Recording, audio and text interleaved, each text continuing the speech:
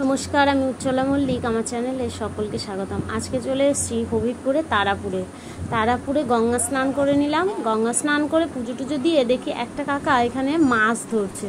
তো ওনাকে জিজ্ঞেস করলাম যে কি মাছ, তো উনি বলছেন যে মাছটা আমি দেখাচ্ছি।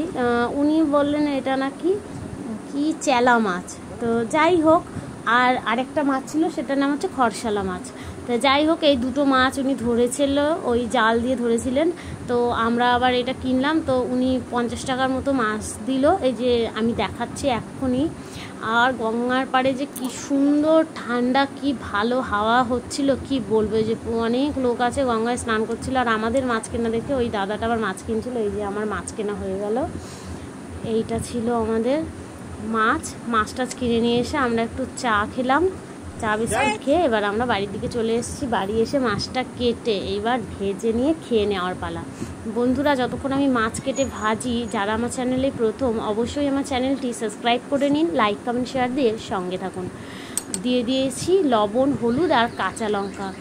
লবণটার মধ্যে আমি কাঁচা লঙ্কাটা চটকে দেবো, দিয়ে এবার মাছটাকে মেখে একদম গরম গরম তেলে ভেজে নেব। প্রায় মোটামুটি ছাকা তেলেই ভেজে নিচ্ছি। মাছটা খেতে কিন্তু অসাধারণ ছিল, আর গরম ভাতের সাথে কিন্তু মাছ ভাজাটা কিন্তু দারুণ লাগছিল। ঠিক আছে, মাছটা মোটামুটি ছাকা তেলেই ভেজেছিলাম।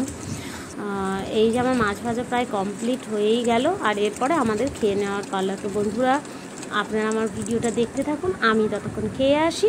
সকলে ভালো থাকবেন, সুস্থ থাকবেন। সকলকে গঙ্গা পুজোর অনেক অনেক অভিনন্দন ও ভালোবাসা। ফিরে আসছি নতুন ভিডিও নিয়ে।